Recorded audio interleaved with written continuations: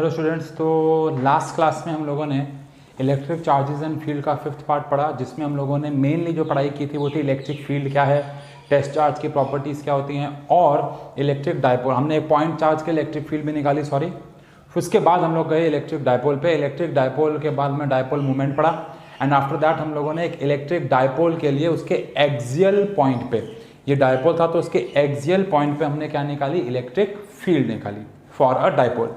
कुछ बच्चों को उसमें प्रॉब्लम आई, उन्होंने मुझसे व्हाट्सएप पे प्रॉब्लम पूछी, मैंने उनके डाउट क्लियर भी किए हैं बेटा। इसलिए मैं कह रहा हूँ आपको कोई भी डाउट है तो आप प्लीज़ व्हाट्सएप पे एक बार पूछ कर देखें, क्या पता वो क्लियर हो जाए। कई बच्चों को लग रहा है कि व्हाट्सएप पे डाउट कैसे होंगे। ऑब्वियसली आपके लिए भी टाइम मुश्किल चल रहा है, हमारे लिए भी टाइम मुश्किल चल रहा है, बट आप पूछ के देखें, क्या पता वो क्लियर हो जाए, क्या पता ना हो, क्या पता हो जाए। हम पूरी कोशिश करेंगे कि वो डाउट क्लियर हो। लेकिन आज हम लोग क्या कर रहे हैं बेटा, आपको याद होगा आज हमें इक्वेटोरियल लाइन पे इलेक्ट्रिक फील्ड निकालनी है, यानी एक इलेक्ट्रिक डायपोल के लिए इलेक्ट्रिक फील्ड निकालनी है एट इक्वेटोरियल पॉइंट। ये हमारे पास एक चार्ज है प्लस क्यू और ये हमारे पास एक चार्ज है माइनस क्यू। बेटा सारा का सारा खेल इसमें डायग्राम का है। अगर डायग्राम ही गलत हो गया तो या आप नहीं समझे तो आप इसकी डेरिवेशन भी समझ नहीं पाएंगे। ये डायपोल है, इसके बीच का डिस्टेंस कितना होगा, 2a होगा, है ना। अब हमने इसके इक्वेटोरियल पॉइंट पे, यानी कि लेट से यहाँ पे इक्वेटोरियल पॉइंट पे, इस पॉइंट पे जो कि r डिस्टेंस पे है, हमें नेट क्या निकालनी है, इलेक्ट्रिक फील्ड निकालनी है। तो इस पॉइंट को हम नाम दे देंगे लेट से p अभी फिलहाल। तो ये इसका ये डिस्टेंस हो गया। अब इतनी कॉमन सेंस आप में है शायद कि अगर ये 2a है तो ये a हो जाएगा। पाइथागोरस थ्योरम के हिसाब से अगर ये a है और ये r है तो ये हो जाएगा √r² plus a²। I hope वो तो बहुत ईजी टास्क है। ऐसे ही वाला डिस्टेंस भी। अब अगर हमें यहाँ पे इलेक्ट्रिक फील्ड निकालनी है तो हमें यहाँ पे एक टेस्ट चार्ज रखना होगा, याद करो, जो कि P पॉइंट पे रखा है। इस पॉइंट को हम P मान रहे हैं और उसके यहाँ पे हमने टेस्ट चार्ज को रखा है। अब टेस्ट चार्ज हमेशा किस नेचर का होता है, याद करेंगे, पॉजिटिव नेचर का होता है। तो ये प्लस क्यू चार्ज उस टेस्ट चार्ज को अट्रैक्ट करेगा या रिपेल करेगा, तो आंसर है रिपेल करेगा। और इस तरफ उस पर इलेक्ट्रिक फील्ड यानी कि फोर्स लगाया गया प्लस क्यू वाले के लिए है। प्लस चार्ज इधर रखे हुए टेस्ट चार्ज को, जो कि पॉजिटिव नेचर का होता है, हमने ऐसा एज्यूम कर रखा है, ये उसको रिपेल कर देगा। क्या कर देगा, रिपेल। ये माइनस क्यू वाला इस प्लस क्यू वाले को क्या करेगा बेटा, अट्रैक्ट करेगा। तो ये इलेक्ट्रिक फील्ड कौन से वाले के लिए हो गई, माइनस क्यू वाले के लिए हो गई। आई होप आपको समझ में आ रहा है ये क्या हो रहा है। और ये एंगल हमने ले लिया थीटा। अब अगर ये वाला एंगल थीटा है तो ये भी क्या हो जाएगा, थीटा। क्यों, ये एक आइसोसेलेस ट्राइंगल है, ये वाली साइड इसके बराबर है, तो उनके आपस के एंगल भी इक्वल हो जाएंगे। अब हम लोग क्या करेंगे, अब हम लोग वेक्टर रेजोल्यूशन करेंगे। क्या करेंगे, वेक्टर रेजोल्यूशन। उसका मतलब क्या है, हम इसके दो टुकड़े कर देंगे जो कि हम 11th में करते आए हैं। तो इलेक्ट्रिक फील्ड प्लस क्यू वाले के दो टुकड़े, एक ये आ गया बेटा, बहुत ध्यान से देखना, और एक टुकड़ा ये आ गया, ये P पॉइंट है, मैं यहाँ लिख रहा हूँ। ये प्लस क्यू वाले के टुकड़े हो गए, एक ये वाला और एक ये वाला। सोचो अगर ये वाला एंगल थीटा है तो ये वाला एंगल भी थीटा हो गया। Reason angle on the same side of the transverse. तो अगर ये E प्लस क्यू है तो ये क्या हो जाएगा, E plus Q cos theta, और ये हो जाएगा क्या, E plus Q sine theta. Theta के सामने वाला साइन होता है, साथ वाला कॉस होता है, हमने 11th क्लास में पढ़ रखा है। अब अगेन अगर ये वाला एंगल थीटा है तो ये वाला एंगल भी थीटा हो जाएगा। क्यों, alternate interior angles. Very good. अब हम प्लस क्यू वाले को टुकड़े कर चुके हैं, अब हम माइनस क्यू वाले के टुकड़े करेंगे। तो एक टुकड़ा माइनस क्यू वाले का यही हो गया और एक टुकड़ा ये हो गया। अगर ये थीटा है तो ये हो जाएगा E minus Q cos theta, और ये वाला हो जाएगा टुकड़ा क्या, E minus Q sine theta. तो ऊपर वाला हो गया, मतलब साथ वाला हो गया E minus Q cos theta, और नीचे वाला हो गया E minus Q sine theta. 100 बात की एक बात, जो कॉस थीटा वाले कंपोनेंट हैं वो एक ही डायरेक्शन में है, आई होप आप देख पा रहे हैं। लेकिन जो साइन थीटा वाले कंपोनेंट हैं वो एक दूसरे से ऑपोजिट डायरेक्शन में हैं, और ऑपोजिट डायरेक्शन में होने की वजह से वो एक दूसरे को क्या कर देंगे, कैंसिल आउट कर देंगे। क्या कर देंगे, cancel out.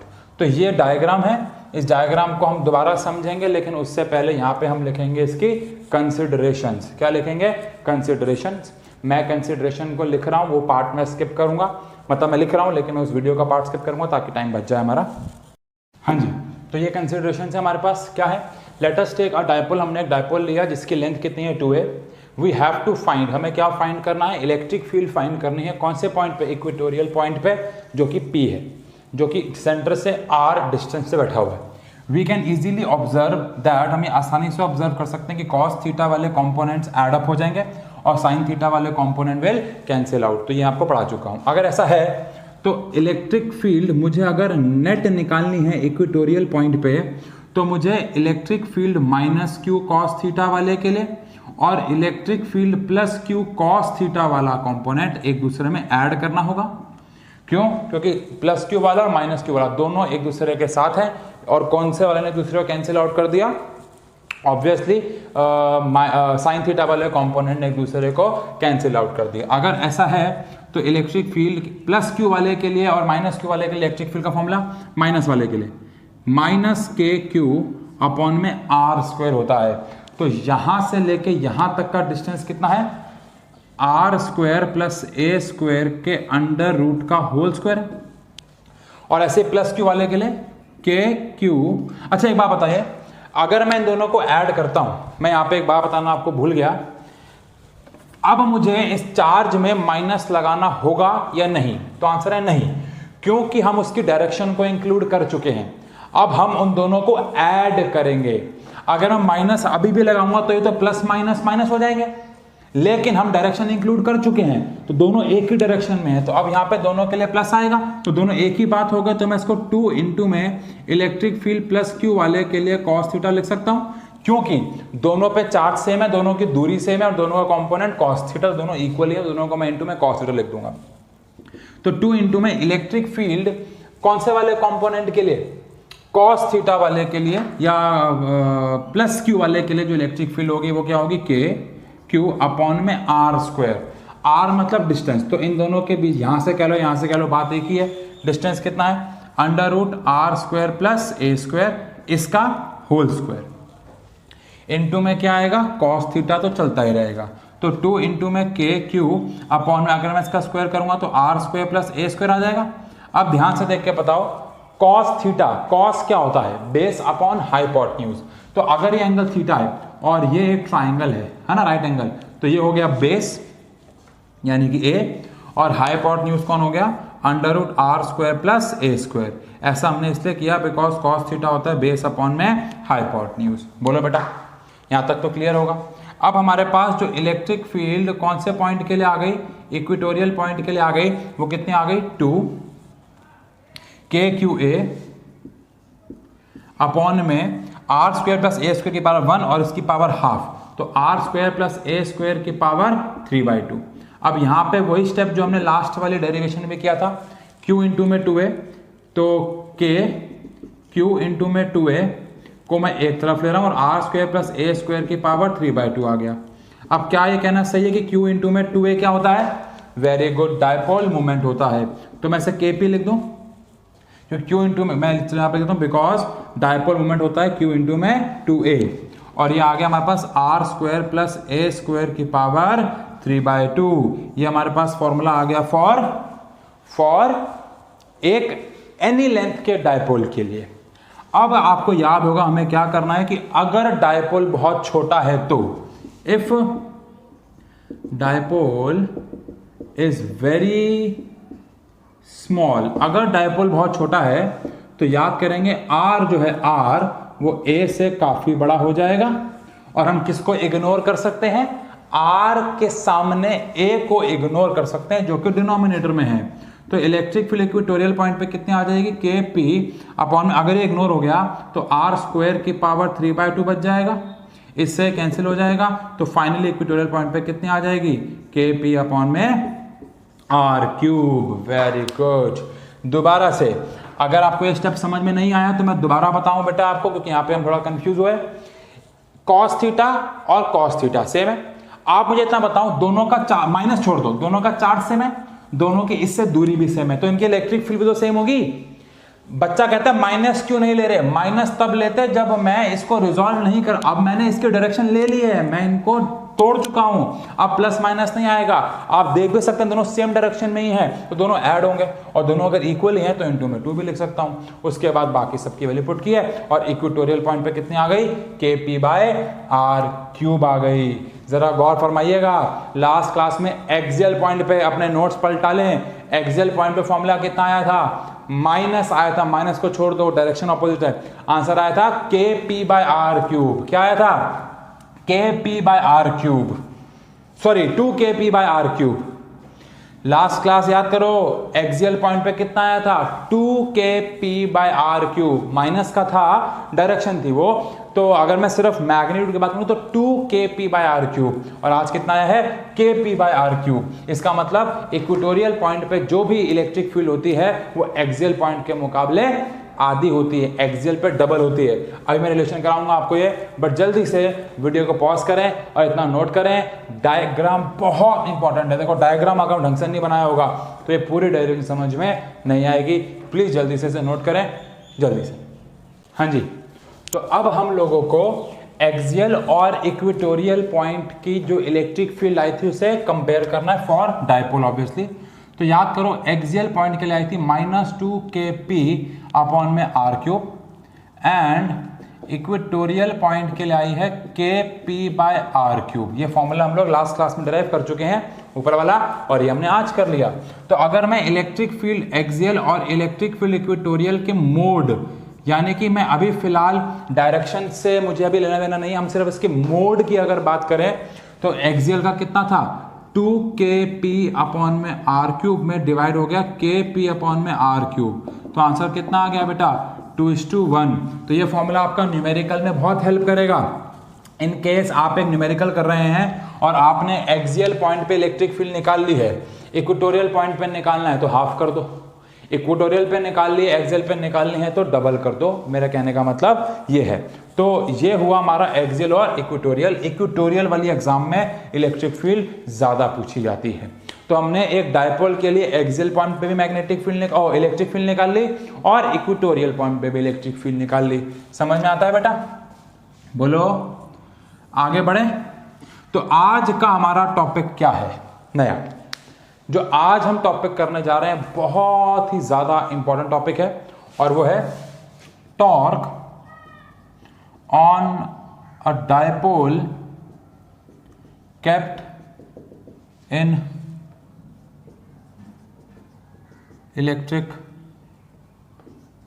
Field. Torque on a dipole kept in electric field, इसका मतलब क्या है, ये हमारे पास एक इलेक्ट्रिक फील्ड है, ये हमारे पास एक यूनिफॉर्म इलेक्ट्रिक फील्ड है, मतलब हर जगह इलेक्ट्रिक फील्ड बराबर है, और उसके अंदर हमने एक डायपोल को रख दिया। कैसे रख दिया आओ जरा समझे। ये हमने अपने डायपोल को रख दिया, यहां रखा +q चार्ज और यहां रखा -q चार्ज, रख दिया। सबसे पहले मुझे इतना बताओ, क्या आप ये बात तो जान, हालांकि मैं पढ़ना है इस चैप्टर में कि इलेक्ट्रिक फील्ड लाइंस ट्रेवल करते हैं from positive charge to negative charge. तो अगर इलेक्ट्रिक फील्ड लाइन यहां जा रही है तो यहां पे कहीं पे पॉजिटिव चार्ज होगा और यहां पे कहीं पे नेगेटिव चार्ज होगा, तभी तो electric field line from positive charge to negative charge जा रही है। तो इस प्लस वाले पे, इस +q वाले पे फोर्स कहां लगेगी। ऑब्वियसली हमने इलेक्ट्रिक फील्ड में एक चार्ज को रखा हुआ है, ये बाहर की इलेक्ट्रिक फील्ड है और ये एक चार्ज है, तो उस पर फोर्स तो लगेगी ना यार। एक चार्ज के सामने दूसरा चार्ज आएगा तो फोर्स तो लगेगी। अब ये फोर्स किधर होगी, आंसर है इधर होगी। क्यों होगी, क्योंकि जहां दो तरीके समझ सकते हो इसको। पहला, जहां इलेक्ट्रिक फील्ड होती है वहीं पे चार्ज पे फोर्स लगती है, जो हम पहले बात कर चुके हैं। दूसरा, अगर इलेक्ट्रिक फील्ड यहां जा रही है तो ये प्लस होगा या माइनस होगा, और पॉजिटिव चार्ज किस तरफ जाता है, माइनस की तरफ। एंड हेंस आप समझ गए होंगे कि ये चार्ज कहां जाएगा, इस पे फोर्स कहां लगेगी, इधर लगेगी। ये फोर्स हो गई +q वाले पे, ये फोर्स हो गई -q वाले पे। अब सवाल ये उठता है कि अगर ये दोनों फोर्सेस एक ऑपोजिट तो हो गई, अगर ये दोनों फोर्सेस इक्वल भी हो जाएं, तो हम लोगों ने 11th क्लास में क्या पढ़ा है, जब दो फोर्सेस इक्वल और ऑपोजिट होती हैं और उनका लाइन ऑफ एक्शन भी अलग होता है। ये डायपोल है, एक फोर्स यहाँ है, एक फोर्स यहाँ है, दोनों का लाइन ऑफ एक्शन भी क्या है, अलग। तो वो उस पर क्या एक्सर्ट करेगा, टॉर्क एक्सर्ट करेगा। तो इसका जो लाइन ऑफ एक्शन है वो ये है, इसका लाइन ऑफ एक्शन ये है। तो इनका दोनों का लाइन ऑफ एक्शन भी अलग अलग है। लेकिन पहले दोनों पे हम क्या निकालते हैं, फोर्स। उससे पहले यहाँ पे थोड़ी सी कंसिडरेशंस। तो let us take a short dipole and it is present in uniform electric field E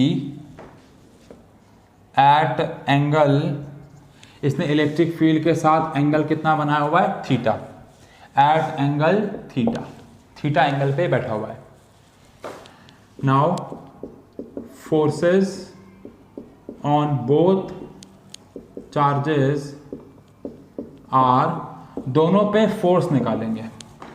force का फॉर्मूला इलेक्ट्रिक फील्ड इनटू में चार्ज। कैसे बेटा, इलेक्ट्रिक फील्ड का फॉर्मूला हम लोग पढ़ चुके हैं, फोर्स अपॉन में चार्ज। ये लास्ट टू लास्ट क्लास में पढ़ा था हमने। तो यहां से फोर्स का फॉर्मूला क्या आ जाएगा, शाबाश, यहां पे लिख देते हैं। फोर्स होता है इलेक्ट्रिक फील्ड इनटू में चार्ज। कैसे, बिकॉज इलेक्ट्रिक फील्ड होता है फोर्स अपॉन में चार्ज। तो फोर्स का फॉर्मूला क्या आ गया, इलेक्ट्रिक फील्ड इनटू में चार्ज। ये चार्ज प्लस का है तो क्यू प्लस का आया, इलेक्ट्रिक फील्ड ई है तो ये फोर्स आ गई हमारे पास प्लस क्यू वाले पे। ऑल्सो ये माइनस क्यू वाले पे फोर्स कितनी लग रही होगी, बोलो, इलेक्ट्रिक फील्ड इनटू में चार्ज लेकिन माइनस का। बोलो बेटा लग रही होगी कि नहीं लग रही होगी, ये आ गई सेकेंड। अब प्लस माइनस को अगर छोड़ दो तो क्या दोनों की फोर्स बराबर है, ई क्यू। तो क्या लेना चाहिए कि एज फोर्स प्लस क्यू वाले पे और फोर्स माइनस क्यू वाले बराबर है, but these forces are equal and opposite. ये दोनों फोर्स इक्वल और अपोजिट है। तो इसका मतलब क्या हुआ, so there is no translational motion in dipole. इसका कहने का मतलब क्या है, हमारे पास सोचो अब ये यूनिफॉर्म इलेक्ट्रिक फील्ड है, इधर से इधर जा रही है और ये डायपोल है। इमेजिन कर सकते हैं आप, ये डायपोल है, ऐसे पड़ा हुआ। इस वाले पे चार्ज फोर्स लगी प्लस क्यू वाले पे इधर, माइनस क्यू वाले पे इधर, तो ये घूम जाएगा।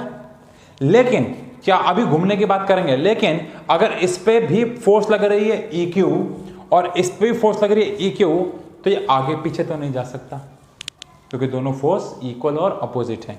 तो ये डायपोल अपनी जगह को आगे पीछे के रूप में तो चेंज नहीं करेगा, और आगे पीछे जाना is called translational motion, motion in a straight line, translational motion वो तो हो नहीं सकता। लेकिन but line of action is different for both forces. लेकिन दोनों फोर्सेस के लिए लाइन ऑफ एक्शन क्या है, डिफरेंट। आप ध्यान से देखें, एक का लाइन ऑफ एक्शन ये है, एक का लाइन ऑफ एक्शन ये है, इन दोनों के बीच में डिस्टेंस ये है, दोनों का लाइन ऑफ एक्शन डिफरेंट है। But line of action for both the but line of action is different for both forces, hence torque will be exerted on dipole. इसका मतलब है डायपोल पे क्या लग जाएगा, टॉर्क लग जाएगा। अब हमें उसी टॉर्क के फॉर्मूले को कैलकुलेट करना है। तो हेंस टॉर्क का फॉर्मूला, किसी बच्चे को टॉर्क का फॉर्मूला याद है इस कमरे में, इस कमरे में मतलब इस कैमरे में याद है, हाँ जो बोला सही बोला। टॉर्क का फॉर्मूला होता है ईदर फोर्स इनटू में इनके बीच का परपेंडिकुलर डिस्टेंस। ईदर फोर्स मतलब कोई भी एक फोर्स, दोनों फोर्स बराबर है ई क्यू, तो दोनों फोर्स आ गए ई इंटू में क्यू, ई इंटू में क्यू, इंटू में उनके बीच का परपेंडिकुलर डिस्टेंस। एक डायपोल के बीच का डिस्टेंस होता है 2a, मतलब उनके चार्ज के बीच का, लेकिन हमें तो उन दोनों के बीच का परपेंडिकुलर डिस्टेंस चाहिए, यानी कि ये वाला डिस्टेंस। तो सोचो अगर ये 2a है और ये एंगल थीटा है तो उसके सामने वाला क्या होता है, 2a sine theta. Very good, क्या होता है, 2a साइन थीटा। तो टॉर्क क्या आ गया, ई इंटू में क्यू इंटू में 2a साइन थीटा। क्या आप भी वही सोच रहे हो जो मैं भी सोच रहा हूं? हाँ, हम Q इंटू में 2A को क्या लिख देंगे, डायपोल मूवमेंट। तो टॉर्क आ गया हमारे पास E इंटू में P साइन थीटा। ऐसा क्यों किया हमने, बिकॉज डायपोल मूवमेंट होता है Q इंटू में 2A। अब यहाँ पे एक छोटा सा ट्विस्ट आता है, क्या इलेक्ट्रिक फील्ड भी एक वेक्टर क्वांटिटी है और डायपोल मूवमेंट भी एक वेक्टर क्वांटिटी है, और जब दो वेक्टर क्वांटिटी के साथ साइन थीटा आता है उसे क्रॉस प्रोडक्ट बोलते हैं। सही बोले, तो मैं टॉर्क को लिख सकता हूं। अब सवाल यहां से शुरू होता है, सवाल शुरू होता है कि मैं टॉर्क को क्या लिखूं। दो चीज लिख सकता हूं मैं, एक है E क्रॉस P और एक है P क्रॉस E। याद है ना, ये लफड़ा 11th में भी आया था रोटेशन में, R क्रॉस F लिखें या F क्रॉस R लिखें, याद आया। ऐसे यहाँ पे भी एक प्रॉब्लम आ गई है, प्रॉब्लम तो नहीं आ गई है लेकिन एक दो ऑप्शन आ गया हमारे पास कि हम E क्रॉस P लिखें या P क्रॉस E। तो आंसर है, इसके लिए हमें ऑब्जर्वेशंस लेनी होती हैं, और हमने क्या ऑब्जर्व किया कि जो टॉर्क की डायरेक्शन है वो P क्रॉस E की डायरेक्शन में होती है, ना कि E क्रॉस P। ध्यान रहे, P क्रॉस E होता है, ना कि E क्रॉस P। तो मेरा कहने का अल्टीमेटली मतलब ये था कि जब एक डायपोल को इलेक्ट्रिक फील्ड में रखा जाता है तो उसके ऊपर क्या लगना शुरू हो जाती है, दोनों चार्जेस पे फोर्स जो कि इक्वल और अपोजिट होती है, जो एक दूसरे को कैंसिल आउट कर देती है। फोर्स कैंसिल होने की वजह से ट्रांसलेशनल मोशन नहीं पैदा हो पाता, लेकिन दोनों का लाइन ऑफ एक्शन अलग होता है, जिसके से टॉर्क लगता है। और टॉर्क का फॉर्मूला क्या आ गया, P क्रॉस E। अगली क्लास में हमें क्या करना है, अगली क्लास में हमें यह देखना है कि टॉर्क तो हमारे पास आ गया, जो कि क्या आया, P क्रॉस E। हमें अगली क्लास में देखना है कि टॉर्क P क्रॉस E आने के बाद भी हमें डायरेक्शंस देखनी कि हमने इसको E क्रॉस P क्यों लिखा, P क्रॉस E क्यों लिखा। पहली बात तो ऑब्जर्वेशन है, आपको शायद स्क्रू रूल याद होगा जिसके बारे में हम बात करेंगे। सेकंड, हम टॉर्क के स्पेशल केस करेंगे। क्या करेंगे, स्पेशल केसेस। 3 केस आएंगे इसके, जिसमें हम इसको स्टेबल इक्विलिब्रियम, अनस्टेबल इक्विलिब्रियम में बात करेंगे, या फिर वो इक्विलिब्रियम में है कि नहीं है। कहने का मतलब है अगली क्लास बहुत ज़्यादा इंटरेस्टिंग होगी। लेकिन बेटा देखो, अब जैसे जैसे इस चैप्टर में डेरिवेशंस आती जा रही हैं तो आपको प्रिपेयर्ड रहना है उन डेरिवेशंस के लिए। तो मेरी रिक्वेस्ट है कि आप इन डेरिवेशंस को घर पे रिपीट ज़रूर करें। और रिपीट करने का मतलब ये होता है कि ये टेपना नहीं होता है, रिपीट करने का मतलब होता है आपको वो डेरिवेशंस आनी भी चाहिए। बात समझ में आ गई बेटा। तो ये आप लोग नोट करेंगे, फिर मैं आपको एक छोटा सा होमवर्क दूंगा। पहले वीडियो को पॉज करके जल्दी से नोट करें। तो कुछ होमवर्क दे रहे हैं बेटा आज एनसीईआरटी से। अब जिसके पास एनसीईआरटी नहीं है तो मैं केमिस्ट्री की तरह ही उसको एनसीईआरटी का पीडीएफ भेज दूंगा बेटा। तो आपको जो जो क्वेश्चन घर पे करने हैं वो है, पहले मैं एग्जाम्पल्स दे रहा हूँ आपको। एग्जाम्पल 1.2 करना है और 1.3। अब 1.3 एग्जाम्पल में सुन लो, इसलिए मैं होमवर्क बोल रहा हूँ, यहाँ पे लिखवा नहीं रहा, व्हाट्सएप पे नहीं भेज रहा। 1.3 वाले में जो वाटर का मास है, मास ऑफ वाटर, वो गिवन नहीं है, लेकिन आप आंसर में देखेंगे तो उन्होंने लेट किया हुआ है, क्योंकि 1 कप पानी, वो जो आप क्वेश्चन पढ़ेंगे समझ जाएंगे, 1 कप पानी दे रखा है लेकिन मास गिवन नहीं है। तो मास को 250 ग्राम्स लेना है, आपको ध्यान रहे। ठीक है बेटा। हालांकि इसके बाद बहुत सारे क्वेश्चन और हैं जो आप कर सकते हो, लेकिन अभी फिलहाल वो मैं आपको नहीं देना चाहता। मैं चाहता हूँ कि मैं खुद ही कराऊँ आपको, इसलिए अभी फिलहाल वो क्वेश्चन मैं नहीं दे रहा। और कौन कौन से क्वेश्चन मैं आपको देना चाहूँगा, एक मैं देना चाहूँगा 1 पॉइंट, ये एक्सरसाइज के क्वेश्चन है। अब एक्सरसाइज के क्वेश्चन एक 1.8 मैं आपको देना चाहूँगा, हाँ जी। और एक देना चाहूँगा 1.9, बहुत ही इजी क्वेश्चन। एक देना चाहूँगा 1.10। हालांकि ये क्वेश्चन टॉर्क के ऊपर है, मैंने अभी तक कोई क्वेश्चन टॉर्क के ऊपर नहीं कराया, लेकिन ये बहुत इजी है। फॉर्मूला है PE, टॉर्क का फॉर्मूला क्या कराया मैंने आपको आज, PE साइन थीटा। अब इतना सा क्वेश्चन है, मैं सारे रिपीट कराऊंगा अगली क्लास में यार, पर एक बार खुद ट्राई करो, एक बार कोशिश करो, देखो होते हैं नहीं होते हैं, क्या दिक्कत है क्या नहीं है। इसके बाद 1.11 क्वेश्चन आपके लिए होमवर्क है। तो ये क्वेश्चन आपको होमवर्क में करने होंगे बेटा। ईमानदारी से होमवर्क करेंगे, मुझे भेजेंगे। बहुत सारे बच्चे हैं जो होमवर्क नहीं भेज रहे हैं, मुझे गलत बात है, आप ही का लॉस है बेटा, लेकिन ये क्वेश्चन करना है और अगली फिजिक्स की वीडियो से पहले मुझे भेज देने हैं। मैं अगली वीडियो की शुरुआत में इन सब के पहले आंसर्स कराऊंगा, फिर हम आगे बढ़ेंगे। Thank you so much.